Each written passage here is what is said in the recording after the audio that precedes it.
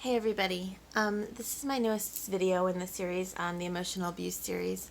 I've had a lot of work with my clients this week around getting ready to know that you're ready to leave the relationship. And so I want to talk about ways in which you know that you're approaching being mentally ready to accept the situation, being mentally ready to take inventory of what's going on so that you can take steps towards leaving the relationship that's not serving you for your highest good.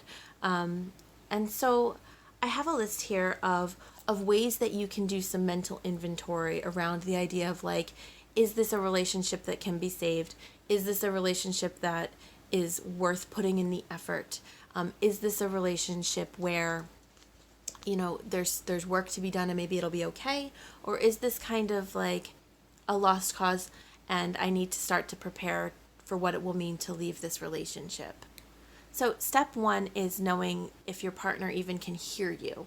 And what I mean by that is like, does your partner hear that you have relationship concerns, and do they really like connect with you? Is there compassion? Is there love? Is there kindness? Is there consistent effort on their part to change? And by this, I don't mean do they play lip service. Paying lip service means what they're going to do is they're going to tell you everything you want to hear. Every time they feel like you might be pulling away, they're going to try their hardest to lure you back in with the right words or the right combination of words or the right phrases or the right whatever, the song and dance. But do they actually show up for you? Do they actually give you what you need? Do they actually make long-term, sustained changes? Or do they take what you want and need and use it against you? Do they hold it over your head? Do they bribe you with it? Do they say, well, if you were different, then I would give you what you want? If you behaved better in this relationship, then I would reward you with whatever it might be that you need. See, that's emotional blackmail. That's really abusive. They say, I know that this is important to you, so do what I say and I'll give it to you. That's not a loving dynamic. That's not a relationship dynamic, by the way. That's more of like a parent child or a superior / inferior relationship, and that's not healthy or appropriate, okay? That's kind of just really damaging. So for them to say, I know that you want these things, do what I want and I'll give them to you, is a really, really abusive dynamic. And it's also inaccurate. Like, they don't generally ever follow up on that. They don't ever follow through. They might give you a small fraction of a small portion of what you've asked for and then try to convince you that that's enough. But it's not enough, number one, because you don't feel okay, because you're not okay, you're not safe, you're not cherished, you're not being treated well. But number two, it's not what you actually wanted. You're never going to get what you actually want or need in one of these relationships, because an abusive relationship is not about what you want or need. It's always about the other person. It's always about the abuser. Are they getting what they need? Are their abusive dynamic, is that being met? Are they being built up? Are they being praised? Are they being treated however they think they should be treated? This is all about them. It's never going to be about you. And so they will lure you to do what it is that they want you to do because they know your currency. They know what will get you to perform. But here's the question for you. Are you ever expressing your true heart's desires, what you need to feel safe, loved, secure in the world? And are they sitting down and with like kindness, gentleness, and actual attention, are they saying, let me hear you, let me know who you are, let me understand you, tell me what you need? And then are they making the effort to do those things for you? If the answer is no, and you have tried and tried and tried again, or if you do that for them and they can never respect you enough to do that for you, put that on your checklist as a really big red flag, as a sign that this is not good, that you need to consider getting out. Another red flag for your mental inventory is like, oftentimes we get stuck in these relationships and we don't even ask ourselves, like, is this a relationship I would want if I was starting from scratch? Like, if I was starting from scratch and this situation just showed up the way that it currently is now, not the way that they lured me into it in the beginning, but if someone was like, here, do you want this relationship? Would I say, yes, that sounds good? If the answer is no, Why are you in it? And if the answer is no, and you've been trying to work on it and work on it and work on it, why are you still in it? What are you doing there? Okay? It is okay for a relationship not to be okay for you anymore. It is okay for you to be like, this just isn't my thing. It's okay for you to be like, you're just not my person. That's okay. All right? A lot of times, a big thing that I hear from my clients is like, my partner, the abuser, really doesn't have enough depth to them. They don't really go there. They don't really get me on this level, this level of depth. And the abuse victim or my client is often like, I mean, I know that's shallow, but like they're not really smart, or they're not really deep, or they're not really emotionally connected. And this happens all the time. And I got to explain this to you, okay? What do you think the reason is that the abuser has a lack of depth? Think on that for a second. Well, what's depth? Okay, depth is an emotional or perception connection to things that are going on beneath the surface. That's what depth is.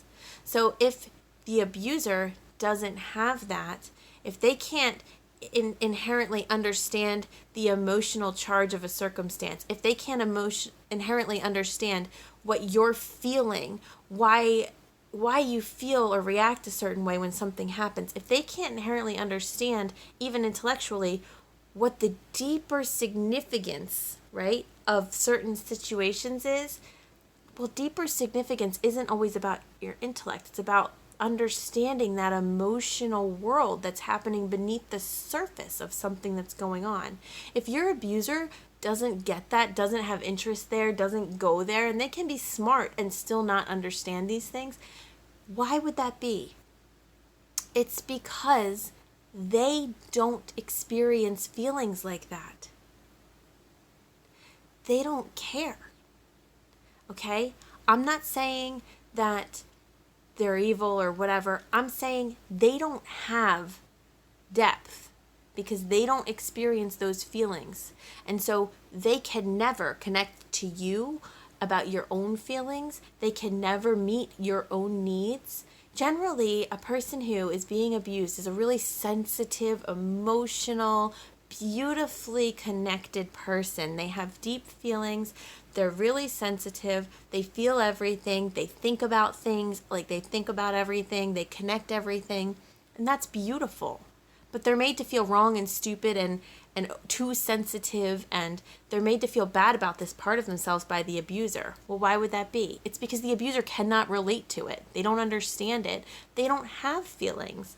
Narcissists, sociopaths, like people who are really, really emotionally abusive people, they don't have emotions. That's why they'll often say things to you like, stop playing the victim. That sentence really bothers me. Why?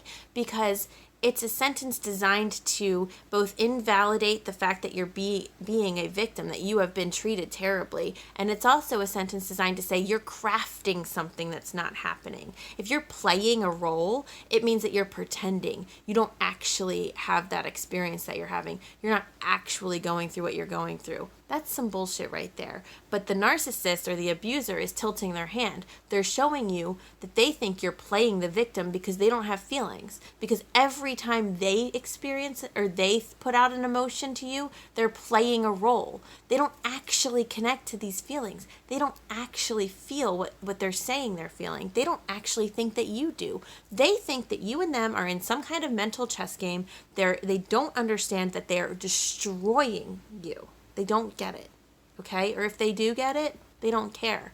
They think you're just being dramatic, you're oversensitive, knock it off, yada, yada. You're playing the victim. This is really problematic because it supremely invalidates your feelings, and it gets you to distrust yourself, where you're like, am I really this upset? Am I being too dramatic? Am I being whatever? They seem fine. Well, I don't care if they seem fine. It doesn't matter if they seem fine or not. You're not fine. And if you're not fine, that's all that matters. You don't have to just force yourself to be fine because they said so. Your feelings matter. You're a valid person. They have designed it so that you don't know that anymore, but I want to tell you, You're valid. Your emotions are valid. What you feel matters, and it deserves attention and affection, gentleness, caring. If you're not getting that from your partner, you've got to give it to yourself, okay? And then you deserve to find a partner who will say, what are your feelings? Let's talk about them. I don't want to find out what your feelings are to harm you. I want to find out what your feelings are so I will never harm you. Those people exist, okay? There are safe people in the world who want to know you because they want to protect you. They don't want to harm you. They want to know you because they want to love you, okay? Please believe that is what I was saying before I got cut off. Okay, another thing that happens, so on your mental inventory, like, are your concerns heard? Are they worked on? Are they approached like they're valid? Does your partner have a depth of understanding of your emotional situation? Are they able to connect with you in the ways that are important to you and your soul? Another thing is, do they surround themselves with people who, well, so-and-so likes me, no one else has this problem with me, everyone else thinks that I'm fabulous. Well, okay, guess what? That's because they're not trying to lure in or poison anybody else. See, abusers are really good at putting on a show, as we just talked about. Everything to them is a show. They're not really feeling much of anything. Everything to them is a show. So they walk into a room. It's all about them. They love that. They think that they're the shit. They want all the attention on them. They will tell you, by the way, all the ways that they are hit on, all the ways that they are approached, all the ways that they are too good for everybody else. They're so attractive. They're so stunning. They're so desirable. They'll tell you all these things. Number one, because they're trying to tell them to themselves because they have such terrible, shitty self-esteem secretly. But number two, because they're trying to say to you, you are disposable. Anyone else could want me. Anybody else could have me. This is not the foundation of a kind relationship. In a really loving, kind relationship, a person will say, yeah, so-and-so expressed interest in me. I don't care about them. I only care about you. Or I don't know if so-and-so is looking at me. I'm not paying attention to if anyone's looking at me. I only care about what you're doing. I'm looking at you. See, that's stability. That's true love. That's like real connection. That's like real concern. They're not going to say, do you see this guy looking at me? He wants me. I could have him. You better stay in line or I'm going to go be with that guy. They don't do things like that. They don't say, I want to be the center of the room. They don't suck the life out of a space. They share the space. See, again, this goes back to that idea of abusers thinking that there's scarcity. They have a scarcity mentality. If they're sucking all the energy out of a room, if everything's always about them, if every experience has to be about them, it's because they're worried that if they don't make it all about them, that there's not enough for them. True love shares. True love is inclusive. True love is kind. True love doesn't make it a big show. If everything's a show, there's a problem. If everything's a performance, it's because nothing's really getting in there, okay? Do you want to have an authentic connection? See, this is the question I have for you. People in abusive relationships are there because the abusers, the ones who are being abused, the victims, are there because they have these hearts of gold and they really want to see the best in someone. They really want to believe that love exists, and if they love this person right, they can help them. Number one, why do you want to be in a relationship that's false? Why do you want to be in a relationship with someone who doesn't connect to you in the ways that you want to connect to someone else? Why do you want to be in a relationship with someone who's performing all the time instead of having a real authentic connection with you? And, I also want to say, number two, why are you trying to help someone who hasn't asked you for help? Because, that's not okay. Ethically, so as you know, I'm a certified life coach. Ethically, I'm not going to walk around telling people what to do with their lives. That's not appropriate. I will help someone if they come to me and they say, will you help me, please? But I'm certainly not going to just go up and say, do you know what you need? Because that's fucked up. Why are you trying to twist and contort yourself for this person rather than say, here are my needs. If you want to be with me, you have to make all of these adjustments. Go take a year, get your shit together, and come back to me. Because if we really trust that this is real love and we're not all just like sticky taping something together and hoping it doesn't fall apart, if it's real love, you're going to say, go fix these things. I'm going to sit here and hold this space for you. Part of us knows if it's not real love, and that's when we're panicking about it. Okay? And that leads me to my next point, by the way. If you're always feeling out of alignment with your true self, guess what? True love doesn't make you feel out of alignment with your true self. True love enhances your true self. Someone who really loves you wants to build you up. They want to praise you. They want to say, you've got this. They want to support your dreams and your goals. They want to make you feel better about yourself. When you're in an abusive situation, that person's going to notice if you feel good about yourself, and they're going to seek to bring you down. They're not going to praise you. They're not going to say how great you are, especially not randomly. They might tell you what you want to hear if they think you're upset with them or if they think that you're pulling away. They know how to lure you back in. But are you randomly getting texts that are like, I just want you to know what a beautiful person you are. I love you so much. Or are you randomly getting told like, thank you so much for the way you supported me the other day. It meant the world to me. You're this great person, whatever. If you have a desire, if you're like, I need to go home tonight instead of go out, I'm just tired and not feeling well, are they going to say, okay, that's fine, just let's take care of you? Or are they going to like lay into you, harm you, make it all about them again?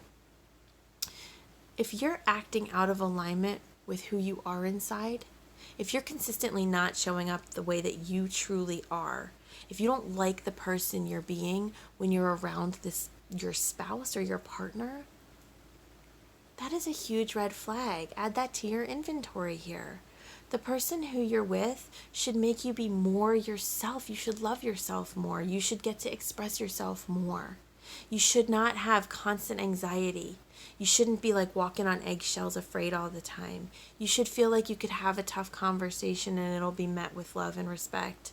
You should feel like you are yourself. You act more in alignment with yourself. You live in alignment with your priorities. You know what your values are and you live them. See, you want to be with a person who matches your values, who doesn't make your value system harder to attain, but instead makes it easier for you because you're working together. If you are not doing those things, why are you with this person? See, a lot of times people who are being abused get worried that they're the abuser. And this is because their body knows they're not with the right person, but their mind is trying to convince them constantly to just stick it out. But their body knows something is wrong. So they're constantly not in alignment, no connection between head and heart there. It's a war within themselves, anxiety off the charts. Don't feel good. And then you start to behave in a way that's just terrible because you feel so stressed out. And now you're acting different than you want to. You're not being kind. You're not being who you are. And they're like, well, I'm worried I'm the abuser because I act like shit all the time. Okay, well, let's even follow that logic path. If you're with a person who's always triggering you to act differently than you want to, why are you torturing yourselves? Why are you guys still together? It's okay for someone not to be your person, even if you've put time and energy and effort into the situation, even if you live with them and it's hard to separate your lives, even if you've been doing something. Why do you want to keep making the same mistake over and over again? It's not enough. If it's not enough for you that they're not your person, is it enough for you that you're clearly not their person? Why do you consistently stick in and opt into a situation where everyone feels bad the majority of the time? That's not loving or kind to anybody, okay? Scarcity mentality is a really gross mentality. The scarcity mentality says, well, if I leave, what if there's no one else out there for me? What if I'm not okay? What if this is the best I can do? What if I really am awful? What if there really isn't enough love? And to that I want to say, what if there is more love? There are millions of people out there. There's got to be someone who matches you more. If you're miserable, if you feel terrible about yourself, if you're afraid all the time, if you're stressed out, if your feelings aren't validated, if you're not ever feeling like you matter, I would rather be alone with myself, at least getting to live more in alignment with my values, than be in a situation that always makes me feel horrible. And if you're so scared of being alone, that's a really nice opportunity for you to do some self-work and ask yourself why. But I also want to reassure you there's millions of people out there. And there are millions of people out there who won't make you feel worse all the time. Okay? Everybody comes with baggage. Everybody comes with problems. But you have to decide if you would rather choose to be with a person who is constantly making you feel like you're nothing, or if you want to roll the dice, go out on your own, do some self-work, and then figure out like if you can find a person who at least matches you in some of these ways that you say are important to you. Okay? One last thing, I know we're at a long video time here, but on your inventory list, when your person finds out that you are not happy, that you're not okay, what do they do with that information? Do they blame you? Do they go get explosive? Do they freak out? Do they make it all about them? Do they hear you out? Do they redirect you to your heart? See, someone who's abusive will never ever tell you, do some soul searching, figure out what you want and need. I'm going to be okay with it. I want you to be in alignment with who you are. They will never say that to you. They will not say that. And they certainly also won't redirect you to someone who you trust, but they have decided they don't. And the reason they don't trust those people, by the way, is because those people care about who you are. And the abuser wants you to pick between them and everybody else over and over and over again. They will always do this to you. They will always say, choose me. Choose me or your mom. Choose me or your sister. Choose me or your friends. Choose me or your family. Choose me or your job. Choose me or yourself. They'll never say to you, go look within. If you say, I have to go sit alone and figure out what I need, they will fill up your space with chaos, drama, madness, harm. They won't be okay with that. Someone who truly loves you will say to you, go talk to your heart. What do you need from this life? See how that's different? See how that feels different? Someone who truly loves you will say, go ask all the people who you trust and love who know you the most in the world what you should do. Listen to them. Listen to your heart. What does your soul say? An abuser is going to say, listen to me or nothing. It's me or nothing. Only me. Choose me. Choose me over everything else. Because they don't believe that there's enough. Because they're terrified that if you ever get any outside input, you will finally see the truth, which is that they seek to harm you, not to protect you. So I know some of these truths are hard. I know some of these might slam into you. Go gentle with yourself as you listen to this. Go gentle with yourself as you work through this. But be willing to really take a hard look at the situation. Because this is the kind of inventory you need to do when you're trying to figure out, is it time? Should I leave? Am I being abused? Is this really not okay? I feel like I've known something's not okay. Go through the inventory. See where you're at. And as always, I am available. You can find me on Facebook at Reunlockered. You can message me through YouTube. Find a way to hunt me down if you need me. This is like the crux of my work, and I'm here to support you. And if you find this video helpful, if you find my work supportive, please share it with your community. Thank you so much.